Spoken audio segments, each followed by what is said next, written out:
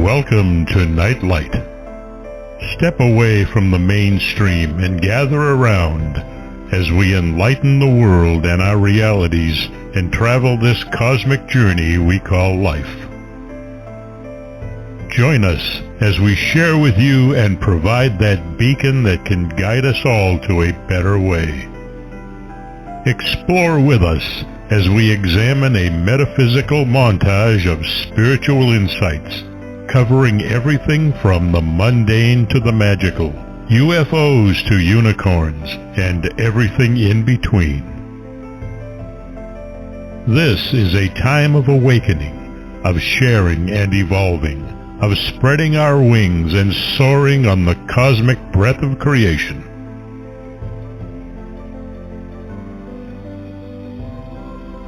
Come and join with other light-minded spirits as we weave our lights together to seek understanding, enlightenment, and with a little luck, some wisdom.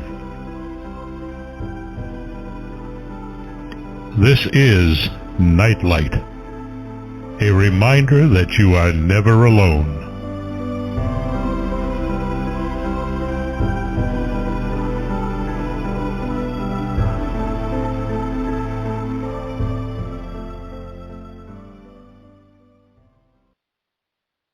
I hope everyone is having a great week. Okay, I just wanted to give everyone a reminder. The AAPS conference is this weekend in Harris, Michigan. If you need to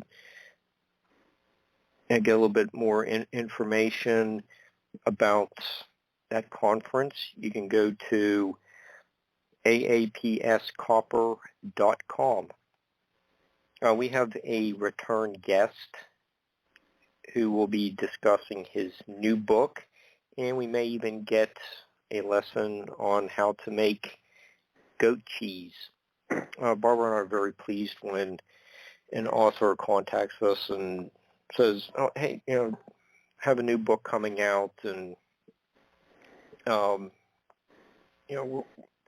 we try to quickly book them, and that's what happened with tonight's show. Richard Thornton is an architect and city planner. He has written several books on Native American history and culture in Georgia, and he continued those themes in his latest publication, Native American Encyclopedia of Georgia. Hi, Richard. How are you? I am just fine. How are you doing tonight?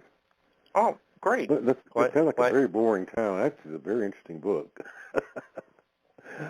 But I liked it.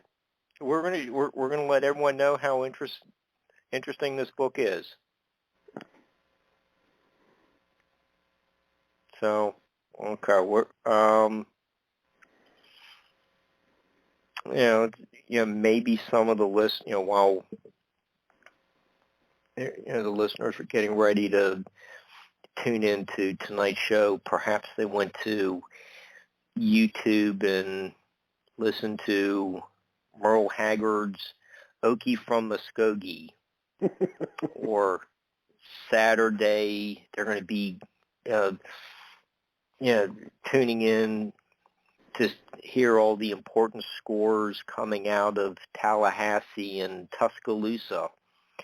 So, those town names sound like they're Native American, and, there's probably an ancient town there, but are those really the names of the towns? So, Richard is going to give us some insights into the native languages, all these different cultures that put their spin on it. So those town names really aren't the original words. So it's we're gonna have a lot of fun looking at the evolution of these words, or talk about mounds and the grave goods and transatlantic crossings and geographical features from Georgia. So just kick back and enjoy the next couple hours. We're going to have a lot of fun, learn some new stuff. So, Richard, you make it very apparent that there are a lot of mistranslations and inaccuracies by the English and Spanish explorers. So, let's kind of look at what time period are we looking at where this the misinterpretations started, the maps that you present, so let you take over from there. Sure. I think the first case of a major boo-boo in interpreting a Native American word is Appalachia. When the first Spanish explorers hit the Florida Peninsula, they asked where would the gold come from, and they said, they pointed to the north, and they said it's 2 weeks north among the Appalachia they have lots of gold. And so you look at the maps from the 1500s and 1600s, and the mountains of North Georgia are labeled the Appalachia or the Appalachian Mountains. Appalachian is just the plural of Appalachia. But, and then of course the Georgia mountains have the purest gold in the world. We still have gold here. So that all makes sense, except that when the Soto expedition entered Florida, first near Bradenton, which is south of Tampa, and then they kind of cut diagonally to the northeast across northeastern Florida, then cut back west, they encountered a town named Appalachian. And so then they assumed that the name of the entire tribe in the area around Tallahassee was the Appalachia. And of course, they didn't understand any of the language of the Appalachia. We're telling, no, that's just a village. What Appalachian was a trading village of the Appalachians in North Georgia. And so here we have today, 500 years later, everybody thinks that the name of the tribe down in northwestern Florida was Appalachia. They never called themselves that name. And they are totally unaware that the most advanced Native American culture north of Mexico were the Appalachians of northeast Georgia, who were really extremely advanced. They looked like people from South America. In fact, they spoke a language that mixed Mexican and Peruvian words, and they gave us the name Appalachian Mountains. There's also, where they lived, is called the Appalachia River in northeast Georgia, but they're totally left out of the history books. Yet they were the most advanced people of all, and they were the ancestors of the Creeks. When the British first settled Savannah, the Creeks said our name is Appalachia or Palachi, and the British ignored them. They'd call them Creeks. So that's just one word, and of course that has a major impact on the geography of the United States, because originally Appalachian, which is the plural of Appalachia, was just the mountains in North Georgia where the gold belt is. But over time it moved farther and farther north, where now it's the name considered, set by everybody, that it's the name of the eastern mountains of North America. A major impact on the geography of the day. That's just one small example. I mean, I could go and I think there's like 423 words I translated in my book, so just endless possibilities of discussing the ramifications of history. So where would you like to go next? Okay, well, there are. You start your book off by discussing some of the dictionaries, Native American dictionaries. I never knew that those existed. Your working from some of them, there were just a lot of people who really didn't know what they were doing. So some were better than others, but basically all the books, almost all the books except by Galt in Georgia, are just taking folklore and repeating it as if it's fact. Mm-hmm. They didn't really research the words themselves. They just wrote down what someone else said in the past. And there's an exception. There are two more recent books in Georgia from the 1960s and 70s where they actually got Creek dictionaries, but where they got in areas where it was not Muskogee Creek language, which is most of Georgia's not Muskogee Creek, it's Ishiti Creek, they couldn't translate the word, and so they just guessed. And so again, they did not realize how many different Indian cultures settled in Georgia. I eventually used, I think it's 24 dictionaries to translate the place names. A tremendous number of people from long distances settled here and gave their name to at least one place in the location of the state. It was kind of a crossroads. And you do say that, there's Albert Thomas Gatchett, his Smithsonian book was, fairly accurate Creek dictionary, but there's also statements that you make like all the translations were accurate, but the information never reached the communities whose names had been translated. In fact, as will be discussed later, his accurate translations were evidently ignored by other staff members in the Bureau of American Ethnology. So, clerical errors like that just compound the issues early on. It also affects how archaeologists interpreted sites, because they relied, if the Bureau of Ethnology said this is what this word means, it also affected how they interpret who lived at that site. So it created a lot of problems. Yeah, and again, even Gatchett, though, he did not realize that there were many other ethnic groups here. And so some of his translations are wrong, where he tried to make a word that was not Creek into a Creek word.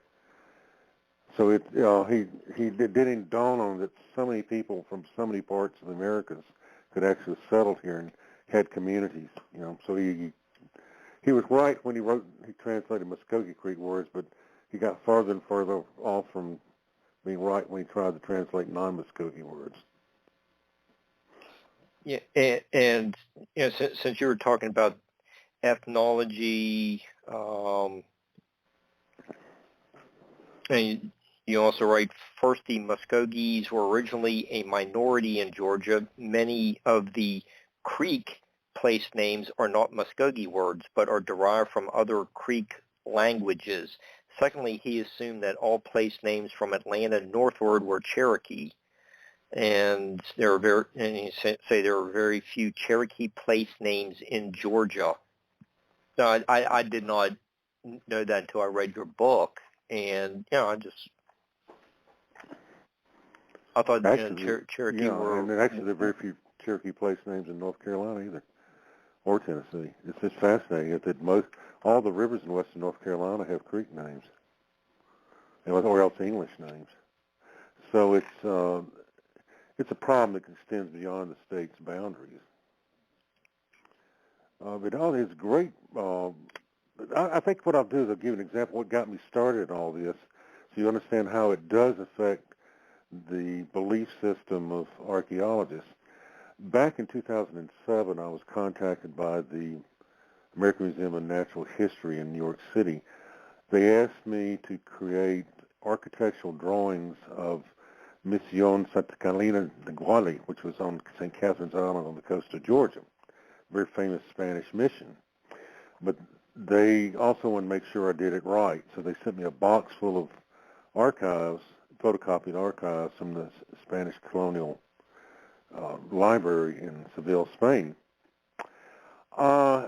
And then they also sent me archaeological reports, and I started noticing that these archaeologists working on the coast of Georgia were calling words that were definitely not Creek words. They talked about the people on the coast speaking another dialect of Creek. Well, they know they were not, absolutely not Creek words.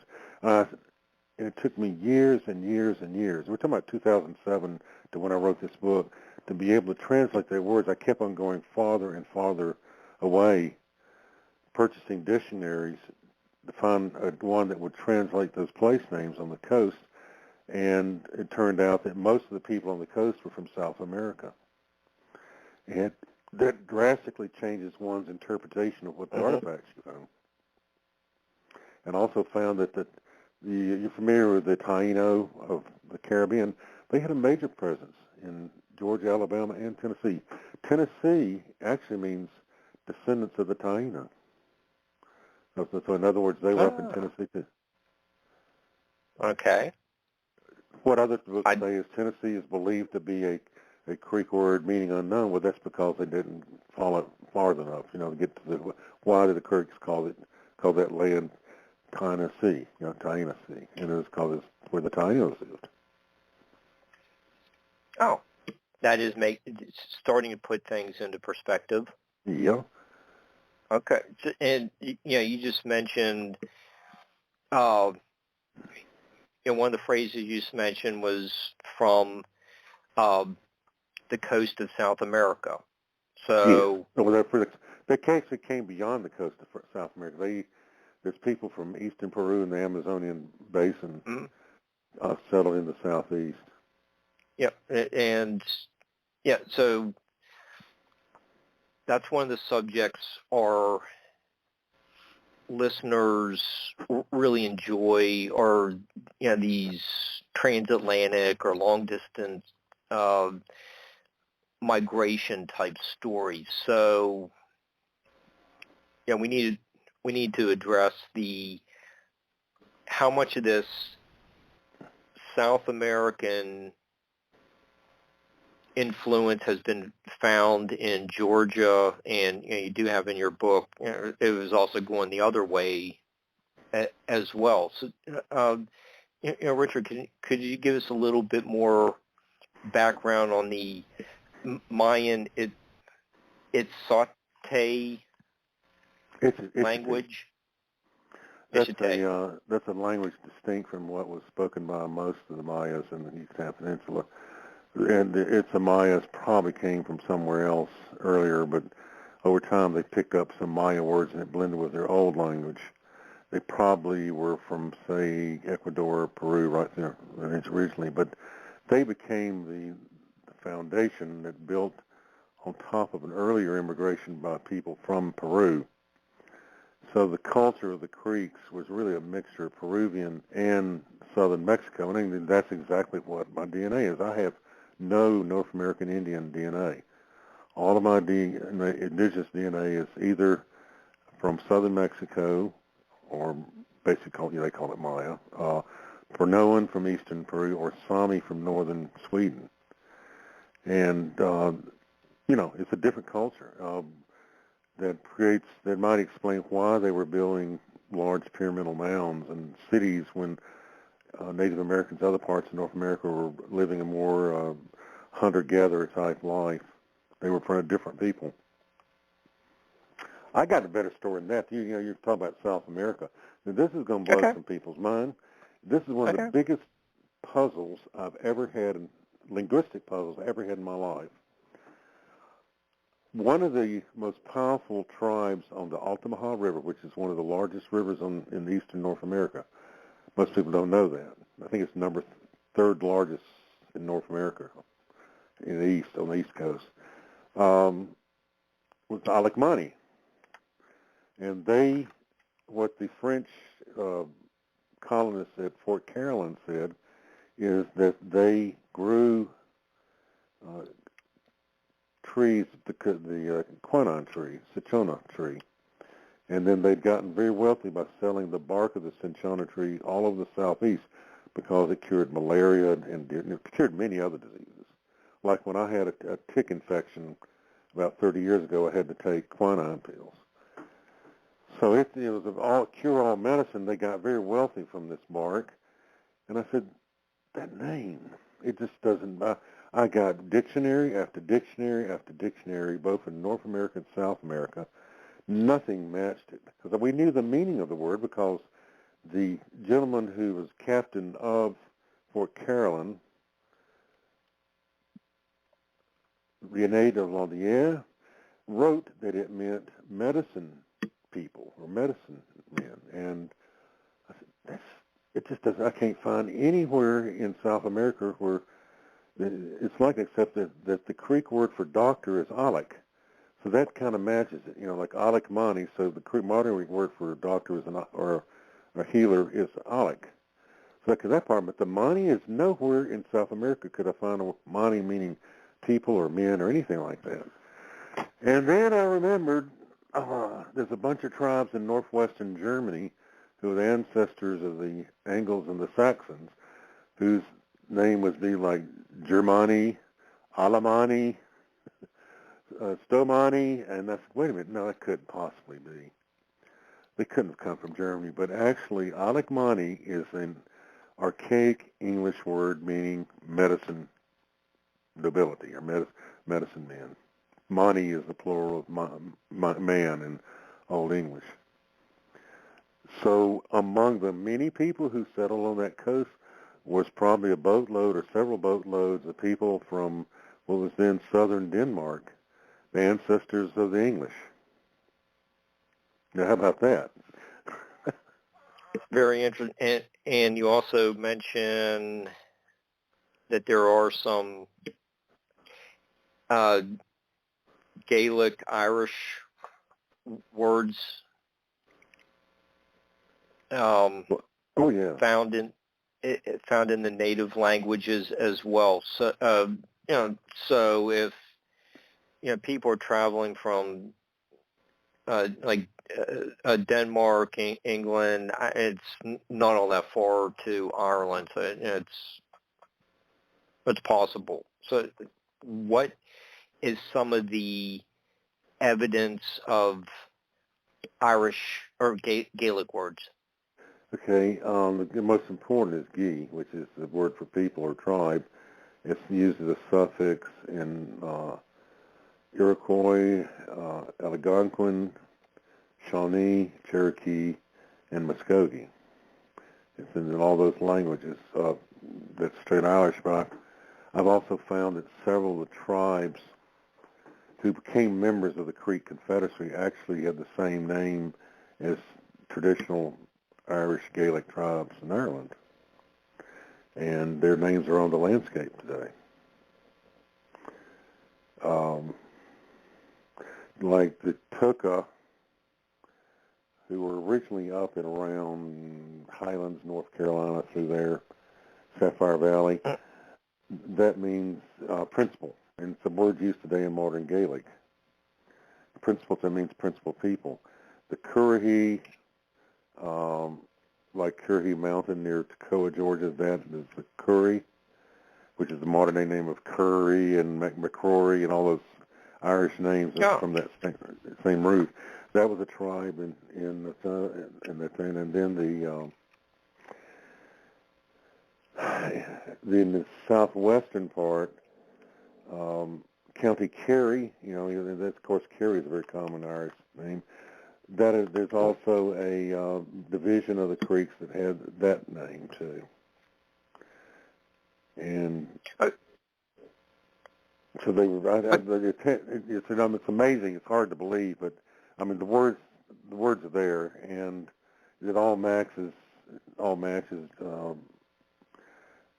syntax and everything. It has the same meaning. It's just probably what happened is fairly small groups of people immigrated from both Ireland and maybe Scotland and certainly from southern Scandinavia, and they intermarried with indigenous Americans. So over time, they just look like full-blooded American Indians, but their roots are people who arrive with new ideas and new energies that became a tribe around that.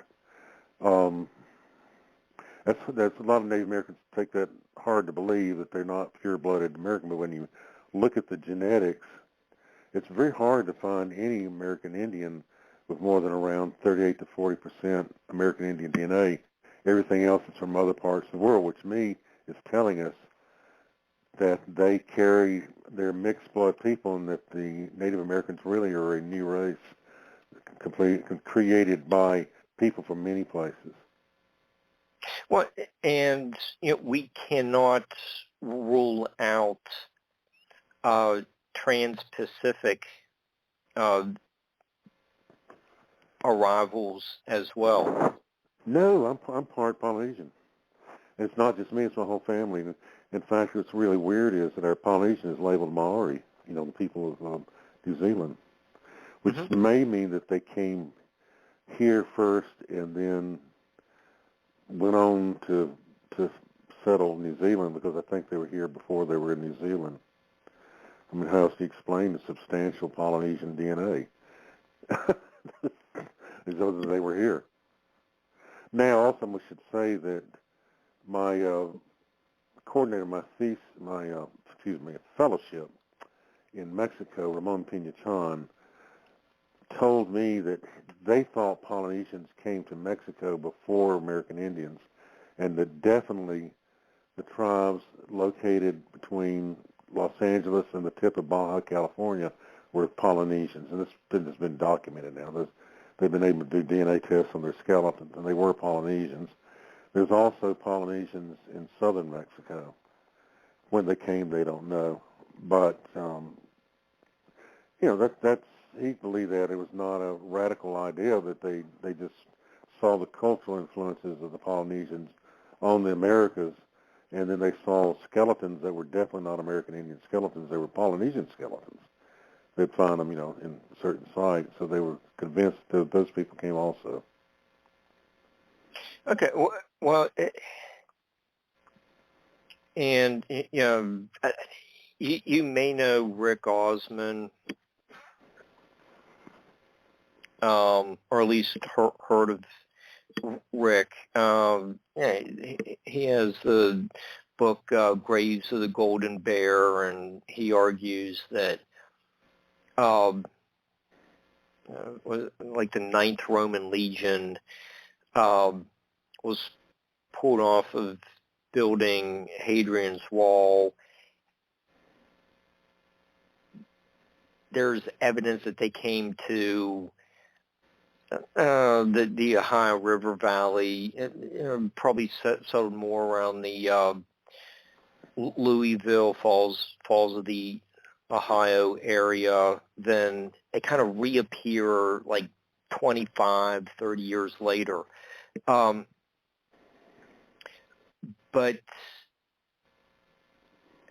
if we go with Rick's theory that there were actually Romans here, it could explain why we do have words like aqua for water in the native language. I thought that was an interesting section of your book. It fits in with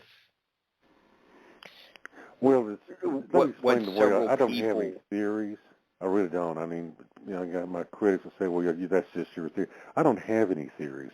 I just follow the evidence where it is. So I'm not going to say that just because you find Roman coins in a cave in Kentucky, they have to be the Ninth Legion. And in fact, the Ninth Legion shows up on the German frontier several years later, so they didn't come here. But what I have found that you cannot deny with is that there are 6.5 pages of words associated with water in the Muskogee Creek Dictionary that have as their root the Latin word for water, aqua. But aqua is not the word for water in Muskogee. Then the actual word used by the Muskogee Creeks for water is Uwa, I pronounce it Uwa or Ui. Well, that's Illyrian, from the other side of the Adriatic Sea from Italy. In fact, I'm finding a lot of Illyrian words at the core root of Muskogee that's not in my own Creek language, which is Ishiti. Now, Ishiti is basically a dialect of, it's a Maya language, but the Muskogee Creek language, I was finding all these words that were root words from Illyria. So I wrote a friend of mine, Dr. Don Yates, who's a geneticist and owns the DNA Research Incorporated. And I said, am I crazy? But I'm finding that at the core of Muskogee are Illyrian and Latin words. And he said, no. He said, that's exactly what we're finding genetically, that they're tracing the core of the oldest genes in the Muskogee Creeks to Illyria. And he said there's a reason that was the homeland of the Sea Peoples. I don't know if you're familiar with the story, but they were kind of like pirates, invaders, that they destroyed most of the Bronze Age civilizations in Eastern Europe and actually ruled India for a while. So, and what we have in Georgia is a lot of ethnic groups near the coast that when you translate the word, it means sea people or ocean people. So it all ties in. It does not make any sense logically, but again, there's no other explanation for these foreign words from the other side of the Atlantic meaning the same and being pronounced the same. If they were just, you can't say just because bat means a bat in English means the same thing as bat in Maya, because bat in Maya means boy. And in English it means like a baseball bat. So you can't just pick up two sounds the same. It has to be the meaning and the sound, and they mean the same on both sides of the Atlantic. I can't explain it. I have no explanation how this occurred. I'm just telling you that the history as we're being taught in school is far too simple and not very accurate. There's too much evidence that the past in North America is very complex, involved mixing of peoples, movements of peoples, very vital societies that were undergoing change. They were not the staid, conservative societies that are painted in anthropology books that stayed in the same place all the time for 2,000 years. That was definitely not the case. And it's also not the case they were pure American Indians. They were mixed into a lot of other people. Okay, well, you do mention that someone described, let's see, hold on a second, I'm just trying to get to the right page, that Takahali is a Muskogee Creek word for freckled. Oh, yeah. Yeah, so, okay, even though, we may... Tokalet, yes. Okay, yeah, thank you for correcting me. Okay, Okay, I've got to go through it, because I stopped there, and for many years, I said, well, Tokalet, because the le is actually re. When Native American pronounced R-E, it sounded like L-E to Englishmen. So when you see an L-E at the end of the word, it's really R-E. R-E is the very, very pre-Indo-European word for kingdom or tribe, and for king. Like the word for king in Spain is rey. Well, it's derived from R-E, which was for a kingdom or a nation, a very ancient word. And it's really found all over northwestern Europe, all the way to Scandinavia. So Tokare means, I said, well, Toka-Ray. Okay, what does Toka mean? Well, that doesn't make any sense. It turns out Toka means principles. It means principal people in Gaelic, modern Irish Gaelic. You said Toka-Ray, it would be, oh. Or you could say Toka-Gay, which means the same thing. It means principal people. Well, it's just very interesting that freckled people with reddish brown hair, who are also very tall. They were Scots. Yeah. That's the Takabachi Creeks. They became known as the Takabachi, which means the descendants of the Toka people. And they were known for being very tall, very brawny, and with reddish-brown hair. So they were a mixture of Native American and Scots. And there are areas of Northern Ireland and Western Scotland where these Scottish guys are brutes. I mean, they're big. They're giants, very powerful. And That's what the Toka were known for, being tall, freckled, very muscular, and the most ferocious soldiers in the Creek Army. Well, we may not have, we do have DNA evidence, but we don't have a skeleton that was unearthed that has, my name is Sean O'Grady from Ireland, a little placard on his chest, but the descriptions of freckled, red-haired people just kind of points to one group, one certain area of the world. It's just through language, or the languages that you are getting back to the roots, to deciphering. You are showing that there were transatlantic migrations, but with people coming from you say like Tabasco province and Mexico and other Guatemala and other places in Central America.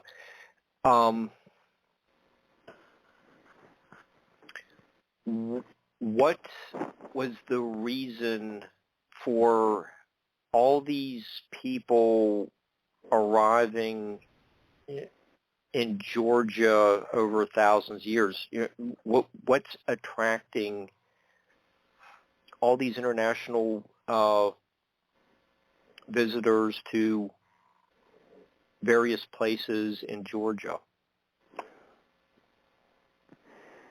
Obviously, it's still around because the Atlanta airport is the busiest airport in the world, and it's a crossroads. And I think that was just a creature of geography was a major factor. Just the shape of the lands and the ocean and the continents caused people to cross there. There were paths to crossing. Just like here where I live in the Coochie Valley, we have 3 or 4 major trade paths that intersect here.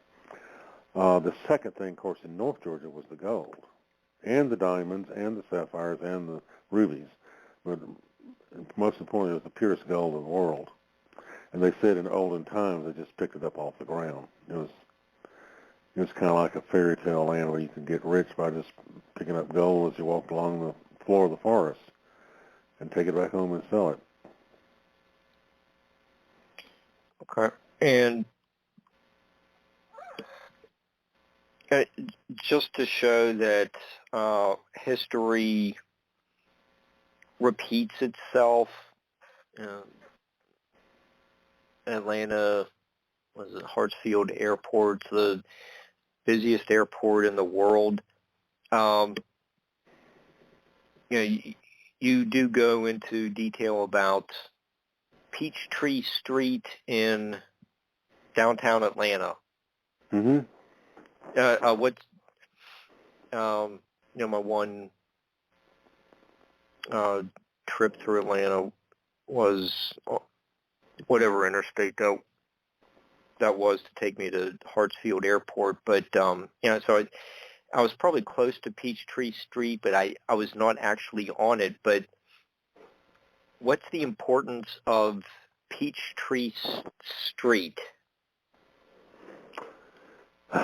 It gets its name from a creek town called Standing Peachtree that was up on the Chattahoochee River,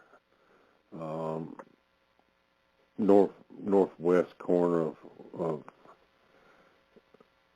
Atlanta, and the road, the trail that went to Standing Peachtree was a principal trading trail that interconnected the Appalachian Mountains with Florida, and so that's why Peachtree Street developed as the main drag through town during the 1800s, and then now it's more of a historic and a prestige address for companies building large buildings.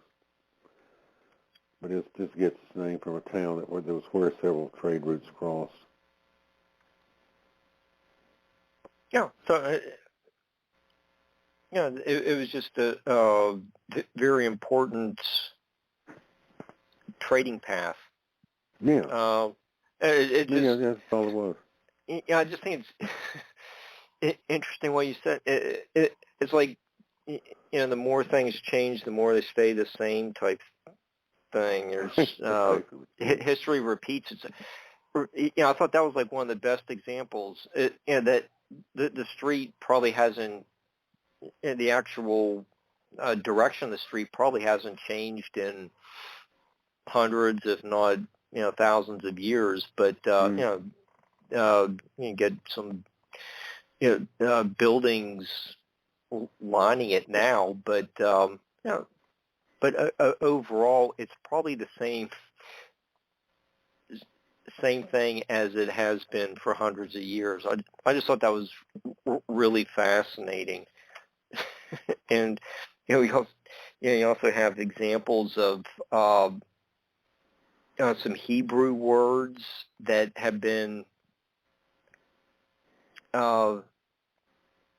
detected in the native languages, and some of that's like you're actually setting up a show in a couple weeks with David Brody. But the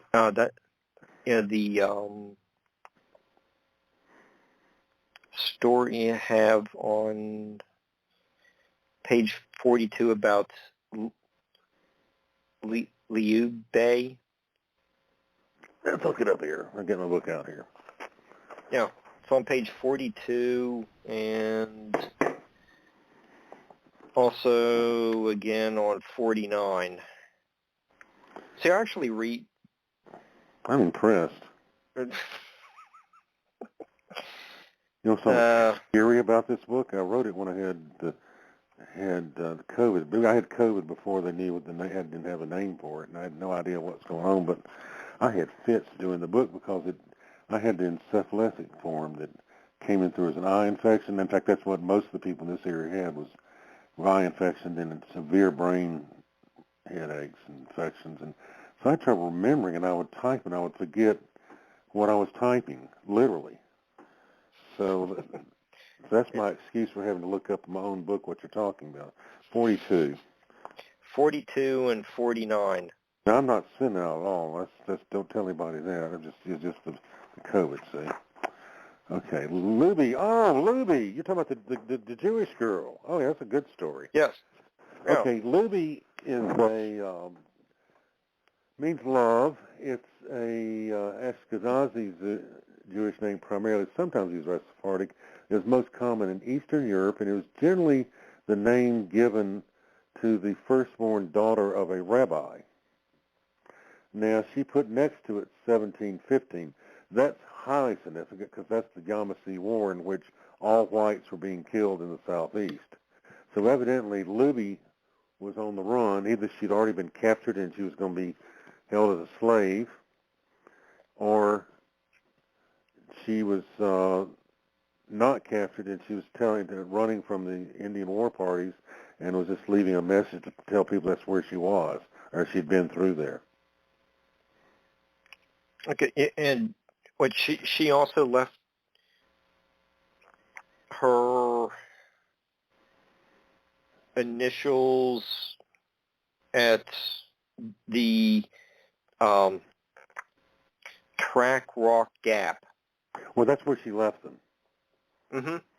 But you have to understand that at that time, there were many traders living near the Indians. There were also gold miners near Track Rock, and most of the gold miners and the traders were Jewish. So it had been very likely that they were escaping. It could be she'd already captured and they killed the men. They just didn't kill the girls, and or that everybody was running when they got word that the whites were being killed. And the reason I know it's probably a girl is that she didn't know how to write N or U. She got it backwards, and this indicates she wasn't fully educated in English. So I just suspected that she was and also being a younger girl, she'd be less likely to be scalped. They did scalp women. They're more likely to keep an adolescent or child as a slave. Okay, well, it makes a good movie. You have a free hand of the writers could come up with a million different plots of the story behind that rock. But it'd be an interesting movie. It's a part of history that's not even mentioned in our textbooks, but of the fact that we had so many people, in particular of Jewish heritage, living in the Appalachians during the 1600s. And this is one of them, Luby, who was on the run or else was captured, worrying that she might be scalped at any moment. No, it really is a fascinating story. One of my friends does have books on basically white Indians, settlers captured as probably children. They were spent maybe the next 10 years in the Shawnee tribe, and there was some treaty, say at Fort Pitt, where the kids were supposed to be returned, and they didn't want to go back to their families. They prefer to stay with the native families that raised them. So I'm working, trying to find a date for, that author. But what you're saying, I've encountered that. Hopefully, I can get a show, before the end of the year on that topic. It'll be interesting with Alan. But yeah, it really is a fascinating subject. Since we are talking about the track rock gap, we spend a little bit of time talking about the many geographical features in Georgia. It looks, the track rock gap just looks like it should be some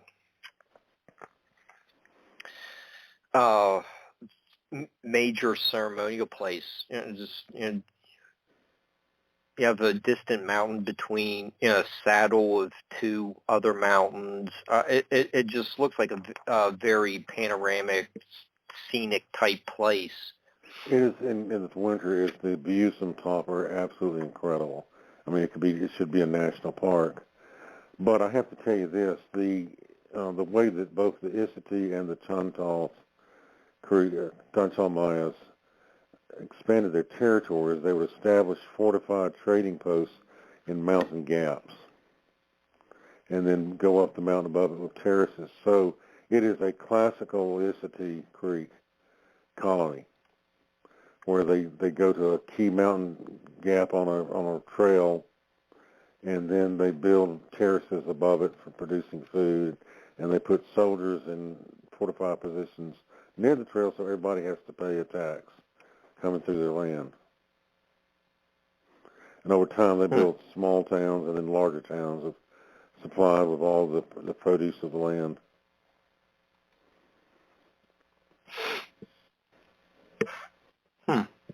Okay. I've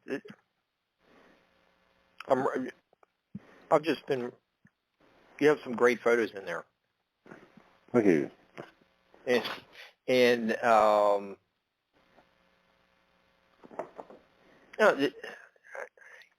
I thought Indian Springs was another really fascinating place as well. Let's get okay, I can. The people outside of Georgia will have no idea what you're talking about, but Indian Springs is roughly in the center of the state. It's just north of Macon. It was considered very sacred to the creeks, but it's not a regular springs. It's basically a river coming out of the ground. It's that scale. It's not. I've seen some places like that in Michoacan, Mexico, that are of the scale of that. But that's the only place in the world I've ever seen entire rivers just coming out of the ground and forming a series of waterfalls. Well, no one has been able to translate the name of the creek coming out of Indian Springs, and it took me several years, but I finally figured it out. Let's get it in here. Get my book here. It's on page 153. I mean, well, I thought it was earlier. You have the I was going to tell you the meaning of the original name for Indian Springs. Get it here. Okay. Well, it's on 152 and 153. It is a state Indian park. Springs itself.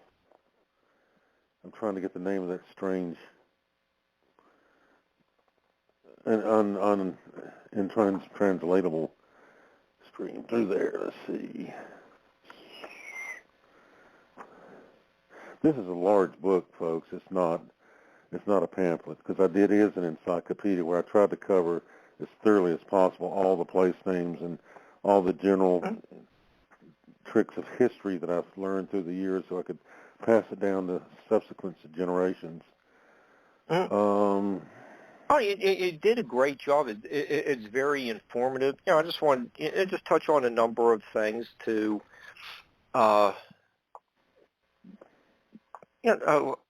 let the listeners know, what's out in, like, the Indian Springs State Park and the Etowah Mounds. We'll get to that, and Kolomoki Mounds, Rock Eagle. So we'll just touch on a little bit of everything about all this history that is there to explore. Just get out and if you happen to be in Georgia, make a little day trip and see some of these places. It's Indian Springs we're seeing. It's the oldest state park in the United States, by the way. It was the first state park.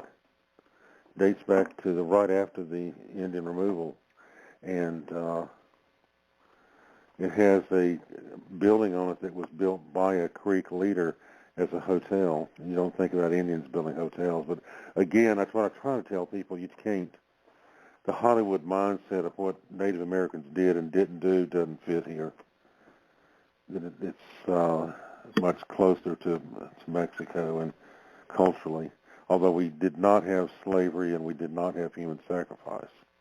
It seems that when they came up here, the ancestors of the Creeks did away with the worst part of being in Mexico, which is mainly slavery, chronic warfare, and human sacrifice. And in fact, the Creeks had a law that you could not shed either the blood of a human or an animal within 2 miles of a Creek sacred site or a temple. You don't hear about that. You don't read. That's another one of the things you don't read in history books. I found the name of the creek. It's right at the beginning. I was looking too far back. A booth. This is the worst. This is on page 67. This is the worst word I ever came across. It took me years and years and years to translate this. It's called Abuflacusta Creek. It is the original name of Indian Springs and the stream that comes out of it. There it is. And there it is. And I had to understand how the whites mispronounce Creek words and how the Muskogee Creeks mispronounce Islay Creek words. And so Abuflacusta is really a Paracusti, and that is the name used by the people who look like eggheads, supersized heads that you find down in Peru, but also were up here too. You know what I'm talking about? They were very, very tall and had red hair, and they had heads that looked like space aliens. Well, that was their name, the Paracusti. So that means that the reason they consider it sacred is that at some time in the past, these super brainy, super tall eggheads from Peru lived there, had a village there, and I guess they were the rulers or something like that. They obviously, with their brains, they went to the top of the class. And so that's what it means. It took a long time, though. But I had to put my mind in the place of how an Englishman would hear Muskogee Creek, and then how Muskogee Creek would hear Inishiti Creek, and how it would distort how the word was spelled. Well, Indian Creek sounds like it was a really unique place. You know, kind of like Mammoth Cave with the, just the water, just kind of, and it just seems like unusual natural features like that seem like there's a good chance that there might be some kind of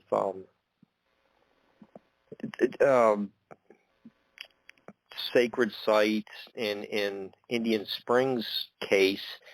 The councils of the Creek Confederacy were held there. Yes. And I imagine there were all types of religious ceremonies held there in earlier days. It's a spectacular site, though. It's not in the mountains. As I said, it's in the Georgia Piedmont near Macon, but the site of having it's basically a river come out of the side of a hill and make a series of waterfalls. It's just very spectacular. It's not your regular spring. Yeah, there are also, I found that, like, Sapelo Island, what was another interesting place. I'm going to have to look that up again. Yeah,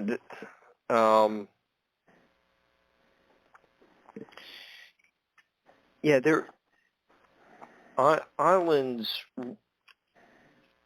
I think, are fascinating, and on page 216, you're right, the island was inhabited almost continuously by Native Americans from the Ice Age until the 17th century. And then we get into the comet of 539 A.D. I love stuff like that. Yeah. But that island was just a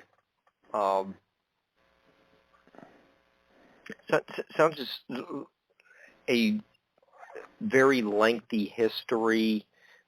I liked how you handled that little section, and then you worked in the comet. Yeah, this is another thing that's left out of our books, but the scientists are aware of. I just don't understand this. I don't create a lot of this new information except right around where I'm living. I am doing basic research here in northeast Georgia. But elsewhere, I grow on others, and I found out about the comet through a professional geological website and professional magazine, that they discovered that either a comet or a large asteroid hit off the coast of Florida in roughly 539 A.D., and that then I started looking, and then this is something the geologists didn't bother to do. I don't know why, but I might have thought, well, let's look for evidence of a tsunami. And sure enough, beginning north of Jacksonville, you see a residue ridge left by a massive tsunami that's up to 85 feet tall now, and it's ellipsoid.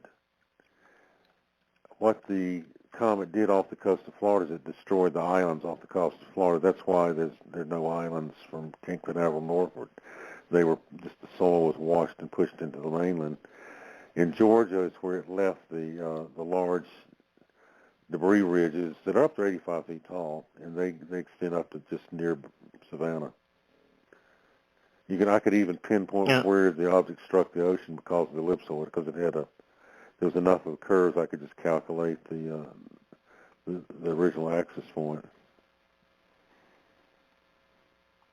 Cool. That's some really interesting information. I wasn't aware of that either. When you were talking about the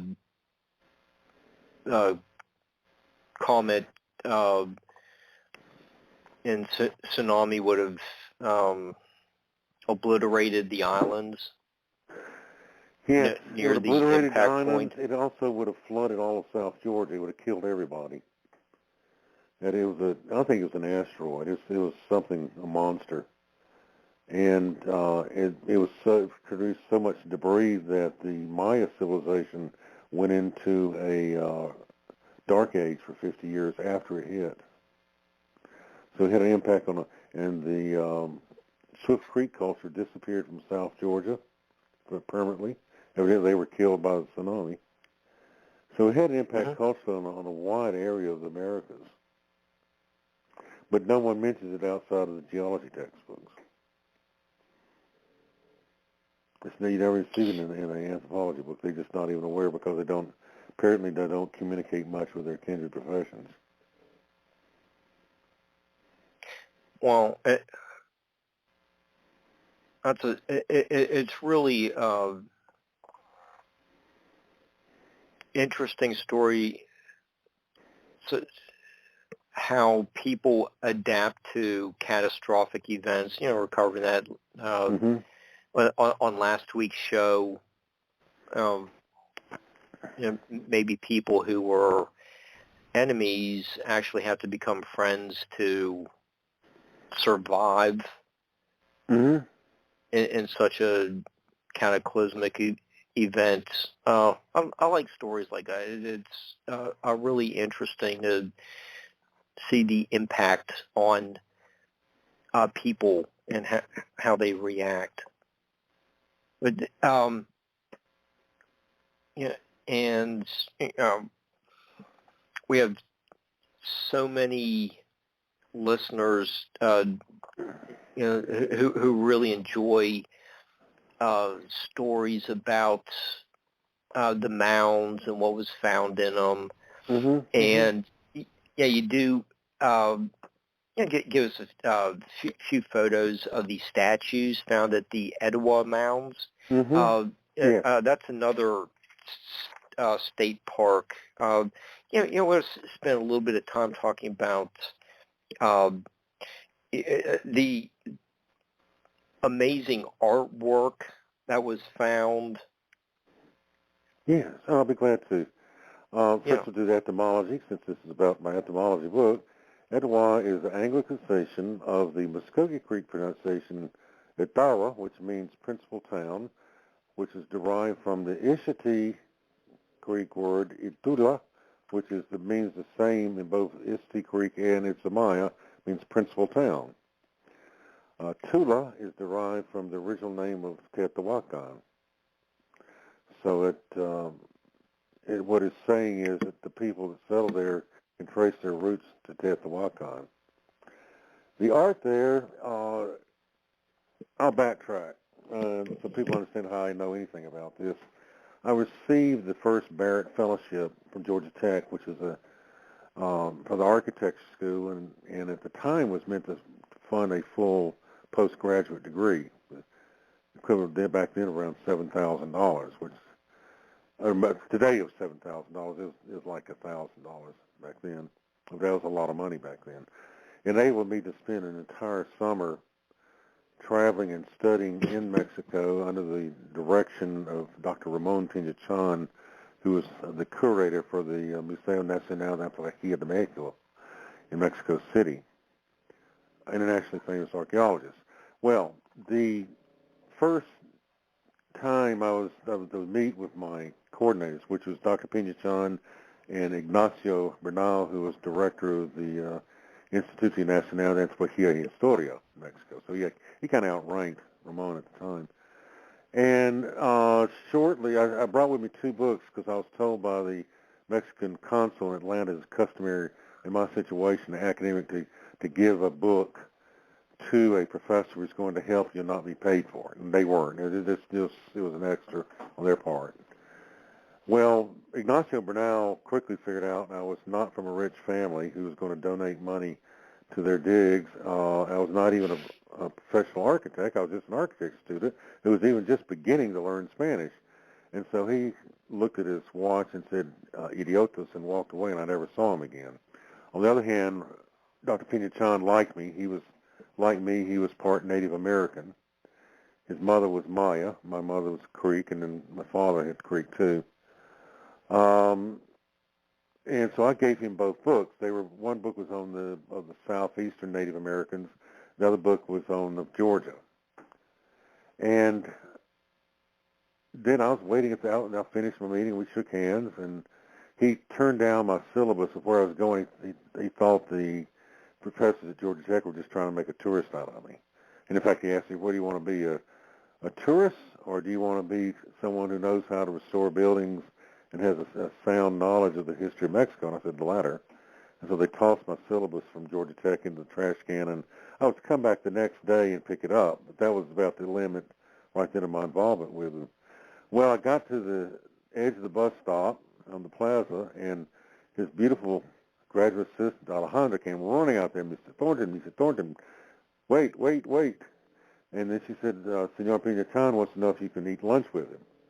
Oh, big gap. And this is like a rock star, or it's hard to, or the president of Amazon asks you to have lunch with you. I mean, he's internationally famous. And I said, no, I'm too important to do things like that. No, actually, I did say yes instantly. And so I went back there, and he was intrigued by my books. He said he never knew all this was in the Southeast, and particularly in Georgia. And he came upon the marble statues from Etowah, which are quite famous, the pink marble statues. And he asked me, "Ricardo, why do your Indians make marble statues out of Maya slaves?" And I didn't know quite how to do that. I didn't know how to answer. Actually, I couldn't answer almost all the questions he asked me that summer. But, I thought that's how you learn. That's how he taught, was to ask questions. And it was a puzzle to me for decades as I was through the years. And what did he mean by those look like Maya slaves? And now what I understand he was telling me was that the founders of Etowah were probably commoners and escaped Maya slaves. Mostly males, because he said the potter was nothing, at Etowah was nothing like what the Maya commoners made. But so it's probably as men fled from Yucatan when there was a revolt or a collapse of a city, and then paddled across to Florida, or paddled up the Chattahoochee River, and then over to Etowah, and that's how it got started. Okay. And it was, Etowah was primarily used between, about 1000 AD to nearly 1600. And then, I think it's later than that. That's another story that the exhibits at the museum now do not reflect what the archaeologists discovered in the 1950s. And the reason I know that is that one of them was Arthur Kelly was kind of my first mentor. I did work for him in college, and he's the one that gave me the endorsement that got me the fellowship in Mexico. And then I had his partner was Lewis Larson, who was my professor of Introduction to Anthropology at Georgia Tech. So there's some things in the exhibit are just not right. Like they said, the museum says that people came to a place where there'd never been a town before, around 1000 AD, and built a town. Well, they actually found a chain of towns going back to maybe even 800 BC at that same site. And they also found that were humans, there were Creeks living there at the site until the probably early 1700s. Okay, so it's like many say, Hopewell sites in the Ohio Valley, or greater Ohio Valley, that the Hopewell sites were built on top or very near Adena sites, which are very close to archaic. So it just multiple layers of utilization of a place. Yeah, that's exactly what it is. Mm-hmm. And speaking of something like that, that just crossed my mind. There was that might be a good segue now into where you did write about Coos being one of the principal, you had spoken about principal towns, and Coosa was one of the capital. That was visited by the Hernando de Soto expedition in the summer of 1540. Okay, well, in one of Alan's books that I've been, like the White Indian author, there's a Coos-Hawking, Delaware village in Ohio. I was just wondering if that root word of Coos, C-O-O-S, showed any kind of connection between like Georgia and Ohio. Well, the problem is the original. You just what you was pointing out at the beginning of the program. The original indigenous American word was kosha, and that they substituted kusa, a hard C sound of TUS, and so they never. That was kind of a symbolic way because the English had trouble saying the word kosha. So it may not be the same word at all between the Coos-Hawking and then the word down here. Okay, I did not know, and I just wanted to ask. I just thought it was very interesting. There is the Pocatello sample, and there is a Pocatello, West Virginia as well, and there's just more that East Coast similarity in words. It is just really a fascinating subject to see how all these people were. There was a lot of movement. Yeah, there was. That's what I'm trying to get across to people. It was not. These were not conservative societies. It was a constant movement, and the problem is that over the many decades, the anthropology professors have created a discipline or body of knowledge that's easy to teach because it's mainly all they have to do is just put something out, a summary of what you've been reading here, and then just skip what actually happened. And they don't even mention these other people. That's generally what we have in the books. This whole culture is never mentioned. Mm-hmm. Well, we're trying to correct that. So it's a miss. Like you said, it was Coos, the same thing. It's called. Well, actually, the word was culture, but that's symptomatic of that how they erased the cultures of the people who actually were here when the British colonists arrived. And they pretty soon could have figured out how to use cannon, I think, and pointed it at the British ships. Just I don't like the idea of just making people just suddenly disappear. That's you get that. One of the most recent examples is the Land O'Lakes butter where the native girls now disappeared from as the logo. No, I didn't know that. Mm-hmm. I didn't think the logo was offensive at all. But no, I just guess maybe somebody up there in Minnesota thought so. I just didn't find it offensive. I don't know why that was done, but she's gone. I just don't like the idea of we just make people that the elite think that they are beneath them. We just make them magically go away. So,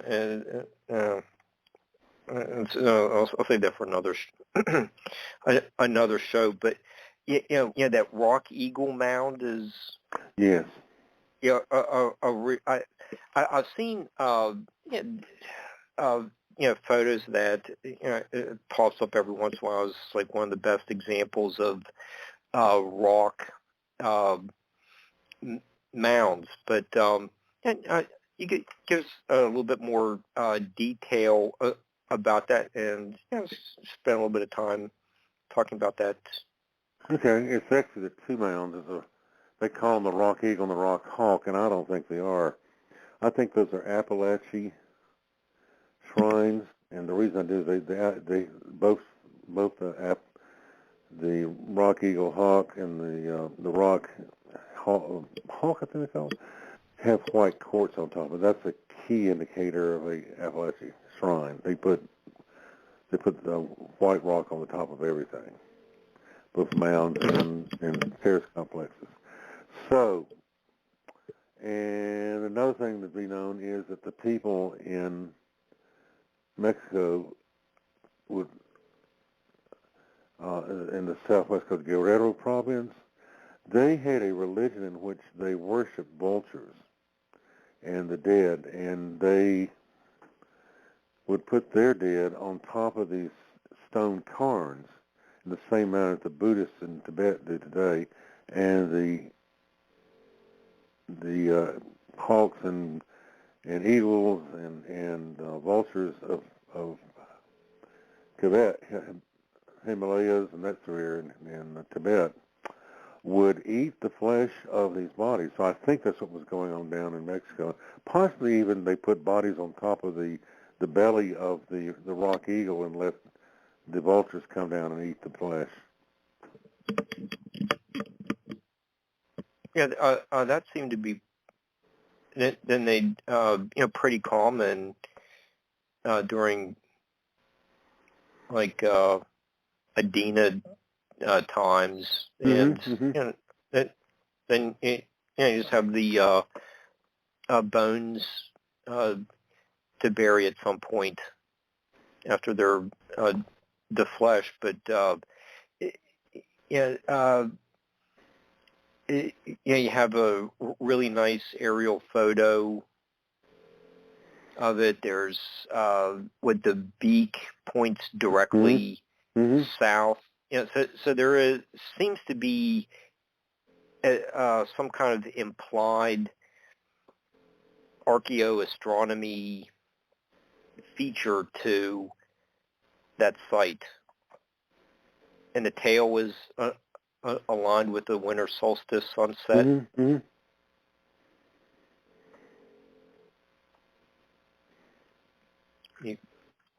Looks like a very neat place. And the other parts that interest you can go outside of Georgia. Of course, that's the focus of the book, but my interest level is far beyond just the bounds of the state. If you have any other questions. But since we're speaking about hawks, or the vultures, now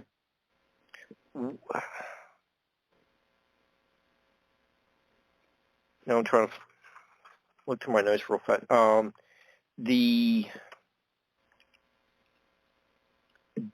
During the Trail of Tears fiasco, the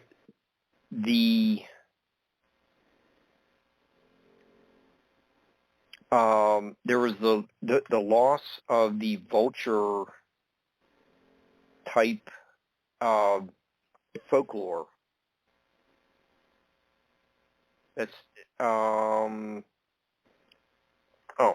page, there we go.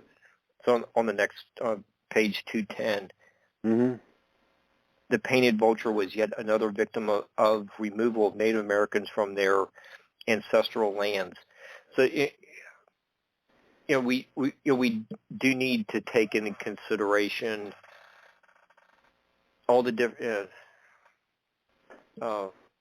English and Spanish colonizers, as well as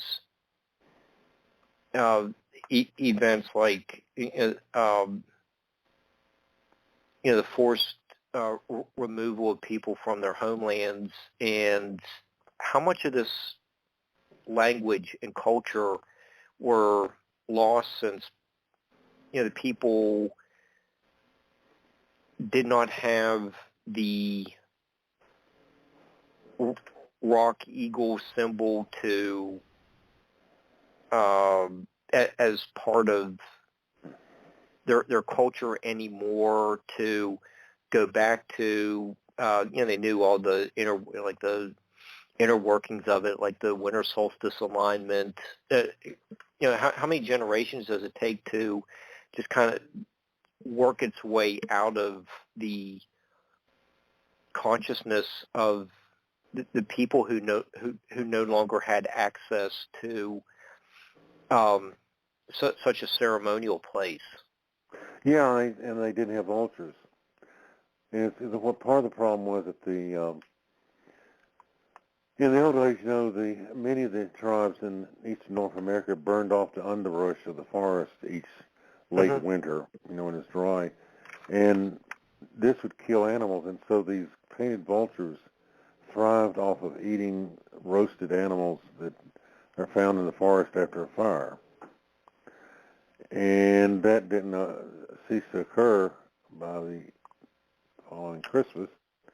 And so you had all types of things mixed in. But basically, the painted vulture could not live where the creeks were relocated to. The climate was not their cup of tea.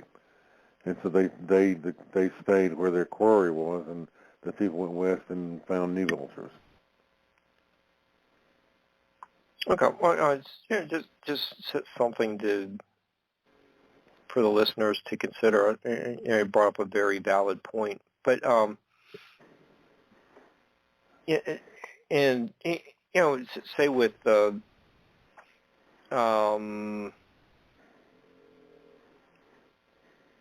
if we're looking at some of the computer graphics, like for example, you had the overhead shot of the Rock Eagle Mound, but you also did a lot of computer graphics of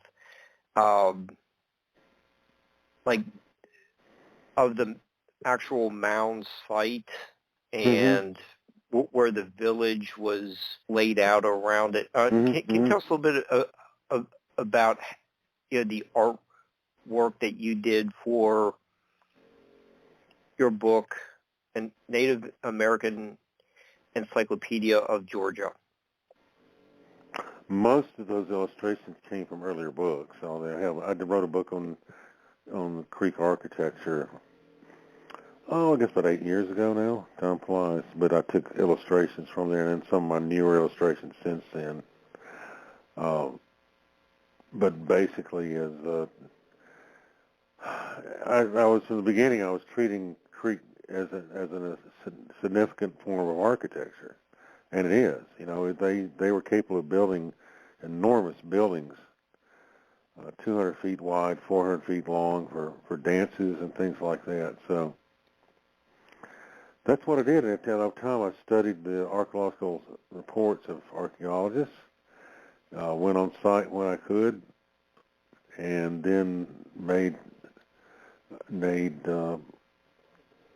notes of where I found things that were significant in the bodies, the physical appearance of the people who live there. And it varied. Each division of the Creek Confederacy and, of course, the South itself, they had their own architectural traditions. They had their own types of town plans. There just was not one town plan. And you get that effect when you read canned history textbooks or read national journalists, reporters talking about the subject. They make you think there was just one style of town, but there were many different styles. And each educational system of the young people raised different values for the different divisions of the Creek Confederacy. They had traditions of architecture that different. They had maybe even different ceremonies. And so that was reflected in the way they did their towns and buildings. Does that make any sense? Yeah. Oh, explanation. Let's kind of dive into another topic here. You did bring up a interesting point about your discovery of the Creek migration legend, and it was nearly lost for just about 300 years into 285 years, I think was that. Yeah, let's talk about another aspect of your work to preserve Creek history. What's the story there with the Creek migration legend? Okay. Relations between the Creeks and Georgia were excellent, especially during the early period. In fact, both leaders of both sides encouraged marriage, which is very unusual for the United States. Both the Creeks and the British leaders encouraged people to marry people of the other race, which is, racist America. That would have been quite revolutionary at the time. And so James Edward Oglethorpe, who was the supervising trustee for Savannah, invited some members of a village that was adjacent to Savannah, whose chief was Tomochichi, which is written in Tomochichi in English, but it's Tomochichi, and it means trade dog, or roughly it means itinerant trader. He brought him to England, and he came back, and they sent rave reports of how big and sophisticated England was to the high kings and officials of the Greek Confederacy, and so they sent word they'd like to visit Savannah themselves to initiate a friendship treaty. And so what we have here is a verbatim transcript of the high king of the Creek Indians speaking to the people of Savannah. It was taken in the early form of shorthand and then converted into cursive writing report, and the spelling was double-checked and assisted by a Mary Musgrove, who's a very famous Indian woman, also known as Creek Mary in one of the books now being published now. And so she translated the Greek words spoken by the High King to the English, and then especially to the Thomas Christie, who was the secretary for the colony of Georgia. And they had a thing for each other, too. You could tell there's some little physical attraction between Musgrove and Christie. But anyway, he wrote all these things, and Christie also went around the colony meeting with elders of the various factions of the Creek Confederacy to get a better idea of what their culture was like and what their attitudes were toward the English people and the French, who were arch enemies of the English at the time. Does that help you any? Yeah. Yes. No. And you just mentioned Mary Musgrove. You have an interesting biography of her in your book. Yes, she came from royalty. Her title was Hinaha, which means she was sister of the High King. And that's a Maya word, by the way. It means Sun Lord in Maya. And they had the same office. Was the siblings of the king were the Hinaha. She married a white minister of all things, Thomas Bussenworth, and then later married a trader named Musgrove and kept her name. So between the two, she had very much immersed herself in British society, and she married high. She was considered royalty, so she married some of the leading men in Savannah, and was able to really get to know the English as people rather than as strangers across the burning field, so to speak. Okay. Well, I thought it was interesting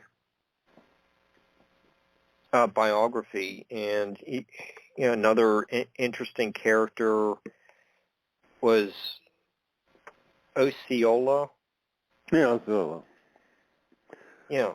He's famous. Probably the most famous one of all.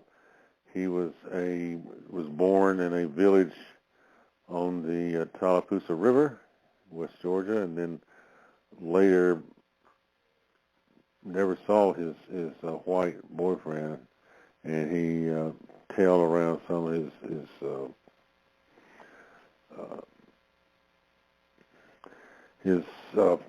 friends and whatever, and I just think what he did. Well, you say he's a military genius. Yeah.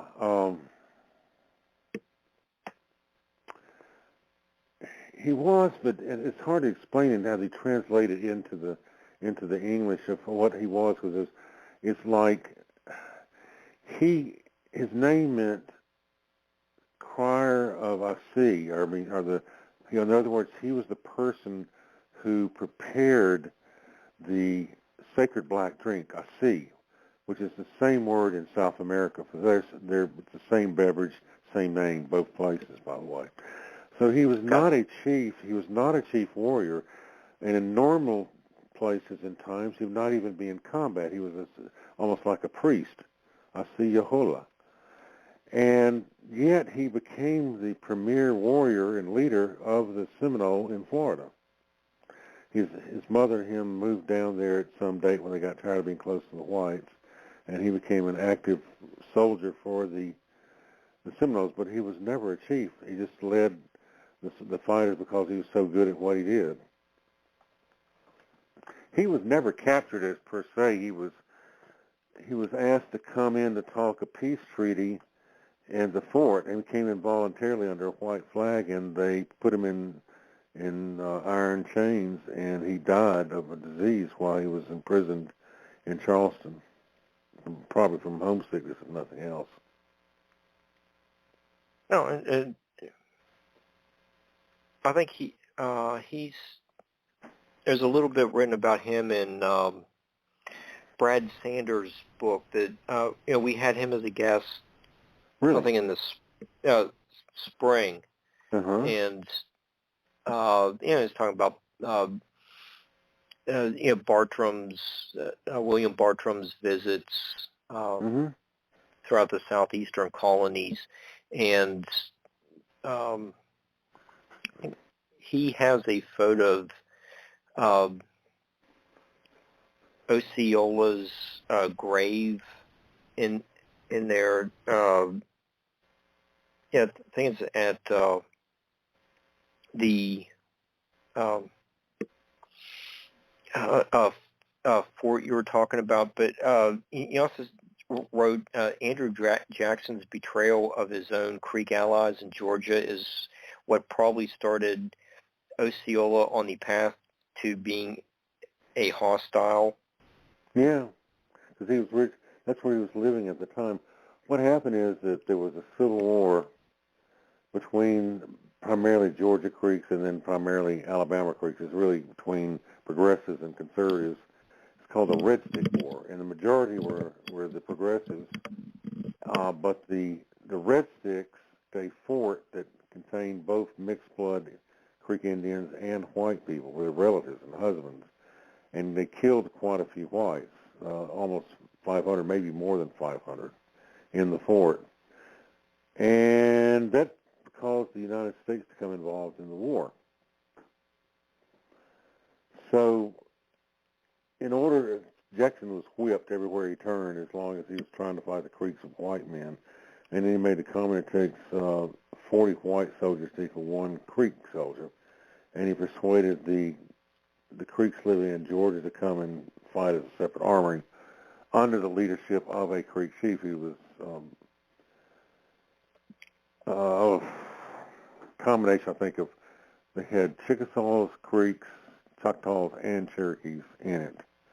But there was a brigade or a division of the army. But Jackson was losing almost every battle until he had these Indians fighting for him, and they made the difference in him winning.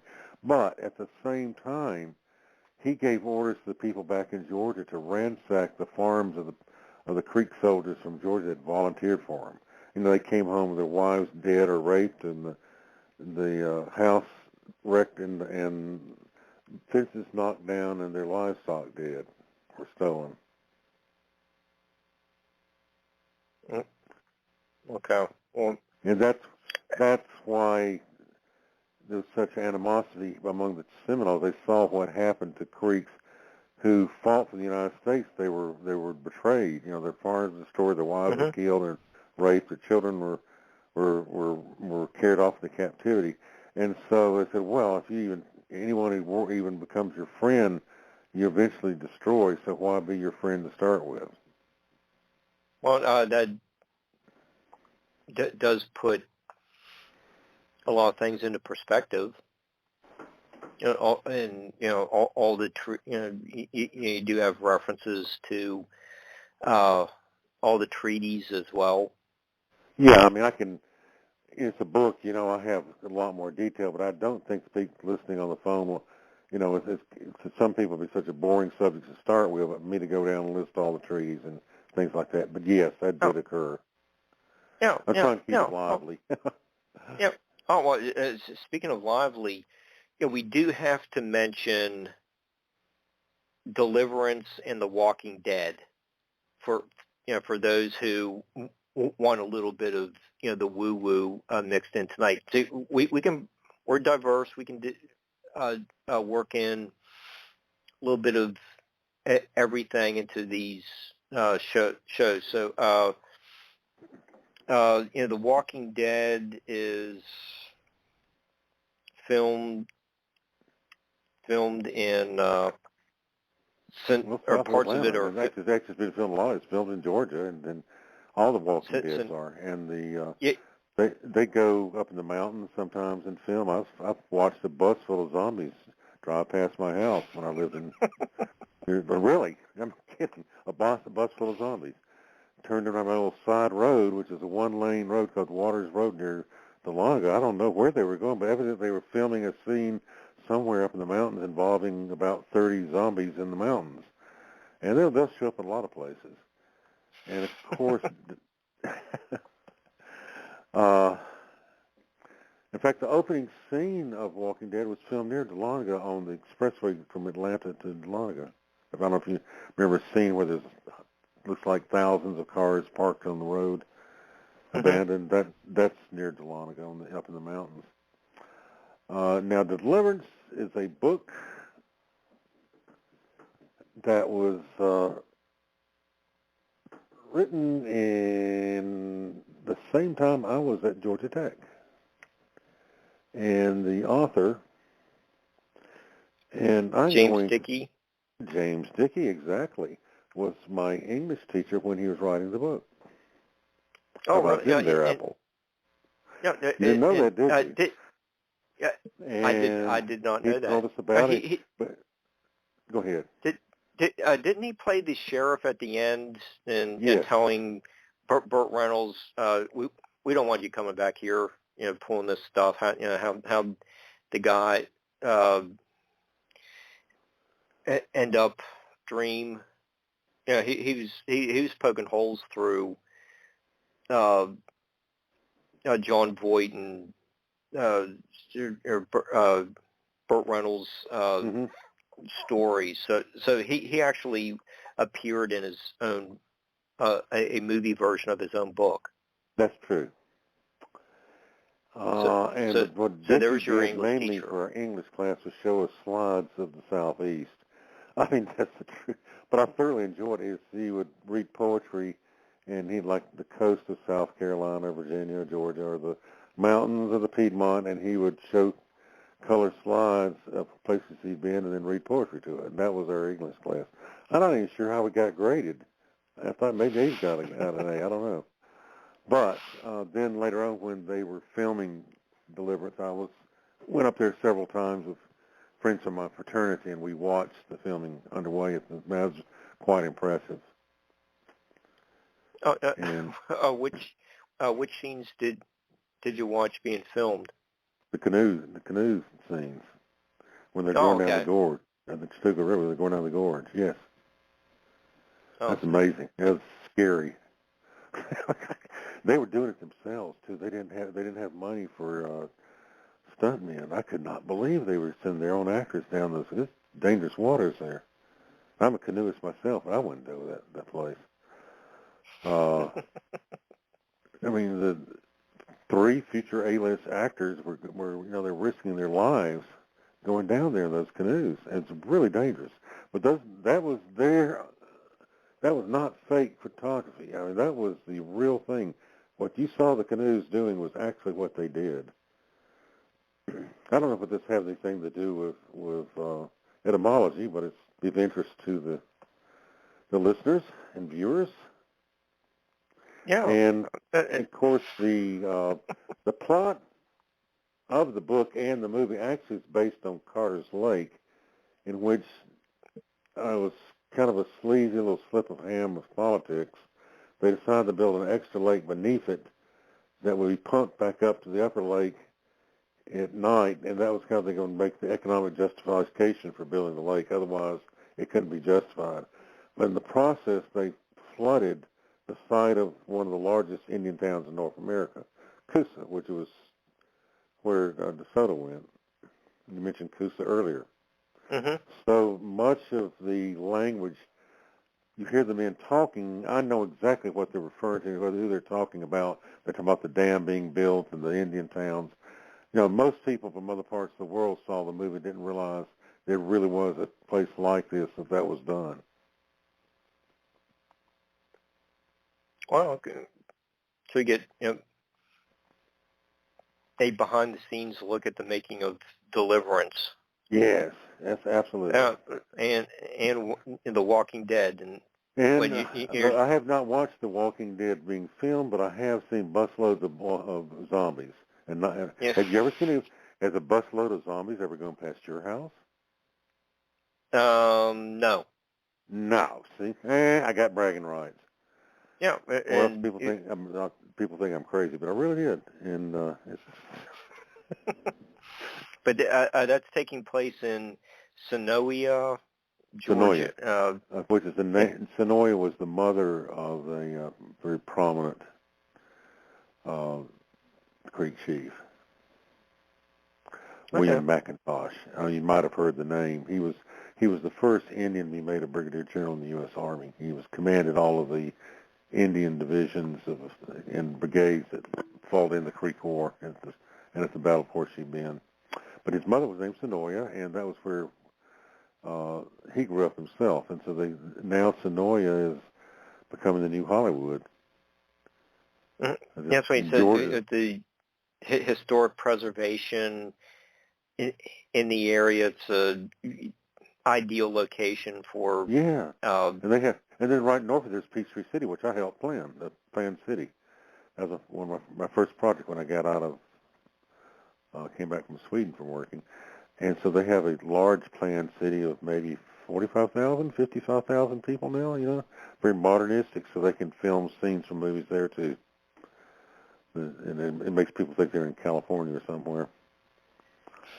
But Georgia's that's one of the more interesting things that's happening here is becoming the kind of the new Hollywood, and it's not a joke. I mean, it is becoming the new Hollywood because they can turn around films quicker, and they kept on making movies when COVID started. What they did is they did daily COVID tests and inoculation and everything. I had to have when I was on the History Channel program, I had to have a COVID test to even be on the site. It's a rule of filming in Georgia. Mm-hmm.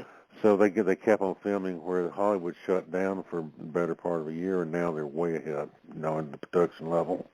Number of movies and TV programs they're putting out. Okay, well, yeah, and we can stick with the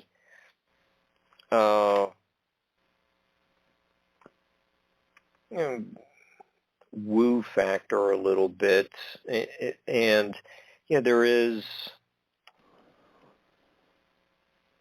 a little reference, or just a reference to the little people. We can also get into the. We don't have that's the Cherokee thing. That's after they drink whiskey. That's okay. Right, you want woo? Oh yeah, we got woo here. We got I sound like the a catfish. State. Well, we got big catfish, yeah, but we got extraterrestrials, and and it's part of the Creek tradition that where I live was one of the three places where we had stargates. I didn't know where it is.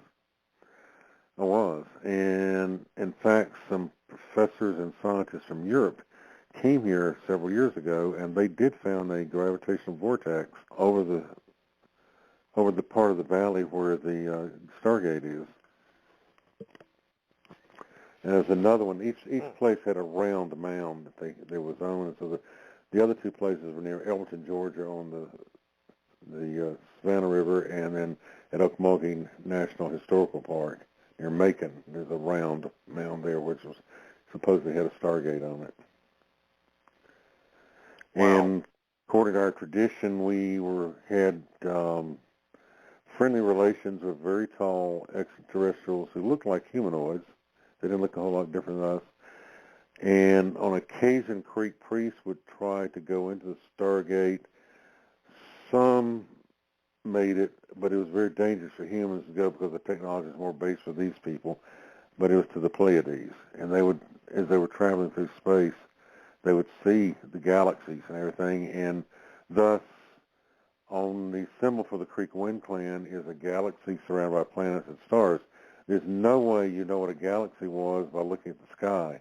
It's only by going out into space and looking back at the galaxies, such as our own, the Milky Way, that you would know that they were of that shape.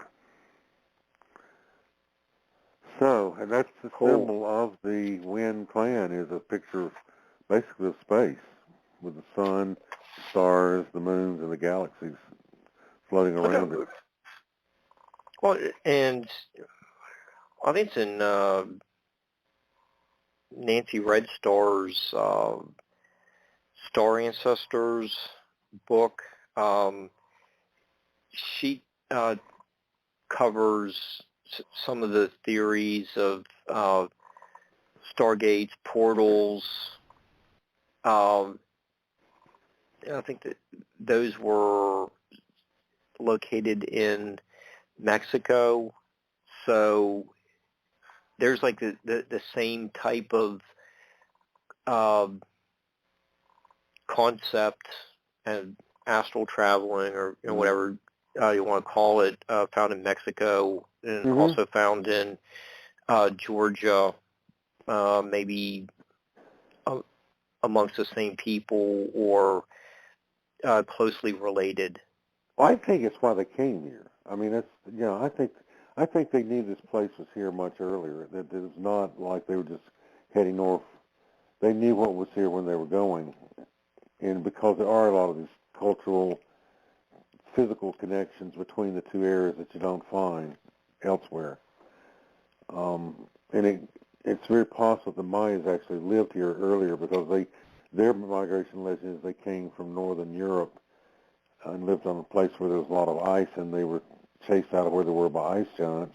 They came down the Atlantic coast of North America, and then through Georgia and Florida, and then crossed the waters until they came to a place that never had snow at all, and that became those people, the modern people.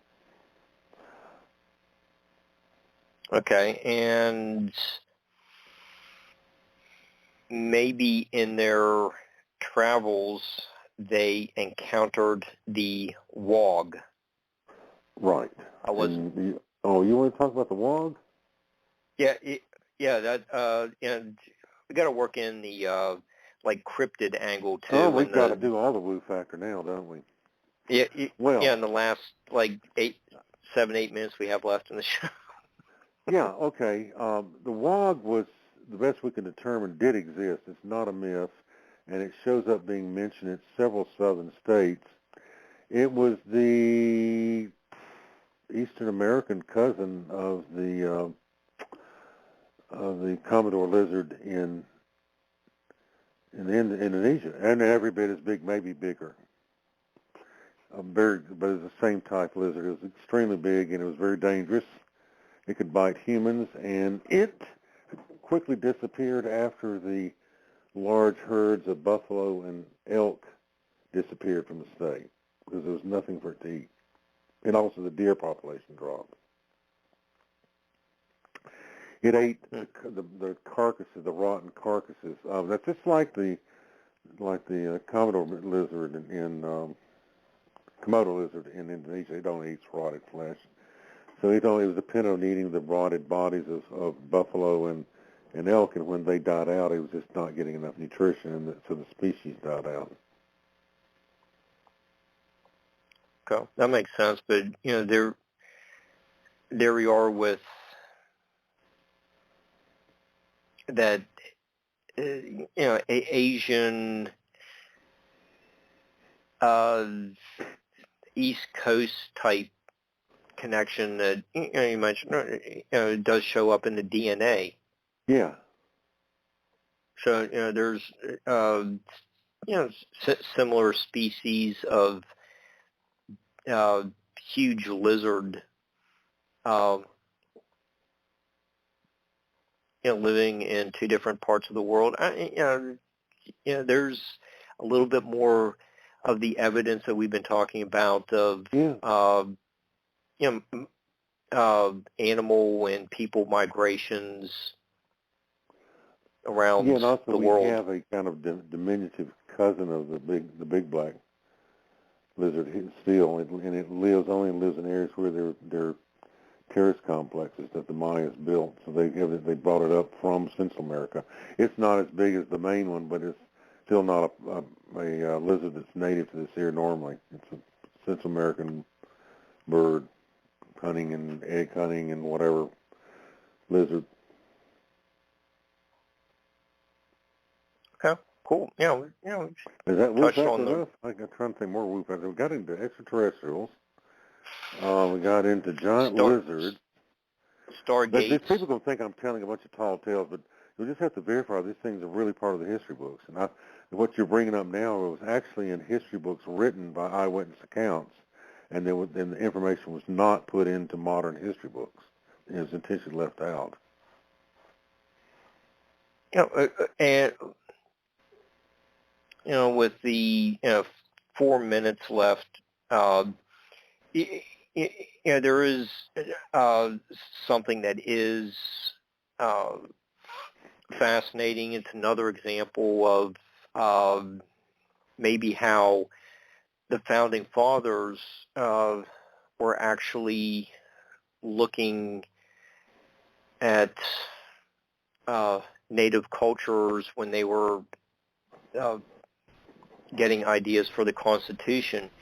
But we did talk about principal towns a little bit, and the capitals seem like they changed, and it is in the Constitution that you had 60%. Maybe your dog. Barking, but we have a herd of apparently a herd of deer coming into the yard, and Hopefully it's not a wog. They don't like having. They're trying to let me know that we have a herd of deer coming in. Alternatively, could be prowlers or bison or jaguars, but I got probably it's deer. Okay. Yeah. I just hopefully it's not a wog crawling up. Yeah, I hope it's not a wog too. But I guess anything's possible in these mountains. I mean, I have seen. Here's a Hey, it's a woo thing. Jaguar mundi is a type of tropical cat that textbooks tell you only live in Central America and Mexico. I have seen it in my backyard hunting turkeys. It was definitely a jaguar mundi. It's like a skinny, smaller ocelot. No, more like a jaguar marking, but skinnier with a long tail, kind of a miniature mountain lion, but with markings like a jaguar. And they're here. And in fact, I have someone else who found one that was hit by a car in Alabama. And they're here. So there's no telling what is up in these mountains that people don't want to miss. And I know we have mountain lions. But I definitely saw a jaguar mundi. Now since then I've gotten a video camera that will shoot film at night with a night vision. And I'm going to try to come in this winter. I hope I can film some so people get to see them. Beautiful animals. Very sneaky, though. Is that woo factor? Yeah, it's satisfying my curiosity of woo in Georgia. Hopefully the other listeners are enjoying it as well. But I hope so. Yeah, I was afraid it was going to be too boring just talking about words. It varies with individuals. Obviously, I find it fascinating because to me it's like going into a time machine. When I do these studies and I just focus and cut out everything else, it's like going back in time several hundred years, but perhaps other people would not find it that interesting to unravel the histories of the past. This has been a very informative show, and we're down to about a minute left. Is there a website or a way people can order your books, or just go to Amazon? I have my own website. The publisher maintains the website for me, and just Google luglu.com -Richard Thornton, RICHARDTHORNTON, Thornton, and Google will take you to my website set up by the publisher. And I have, I think, about 15 books I've written still available for them. It varies. The older books are going to be obsolete. I'll just to be honest with you. Anything written before I've made all these major discoveries up here in the mountains in the last 3 or 4 years is not going to be up to date. And in fact, things have changed so much about Etowah, I'm just waiting to get all the information before I rewrite my book on Etowah Mounds. We have so much more information than I did when I started this journey back in 2006. Okay. Well, you have to come back and talk about the Etowah Mounds. Okay, I'll be glad to. I can talk about anything. Or the 4,000-year-old stone ring ceremonial center near me that's probably built by people from Scotland. Okay. Is that a woo? We will do that. We're just about out of time, so I just want to thank you, Richard, for being our guest. Thanks, Barbara, for producing the show, and we'll see everyone next week. Thank you. Good night. Thank you. It's always a pleasure. Have a great weekend. Huh? Bye-bye. Yep.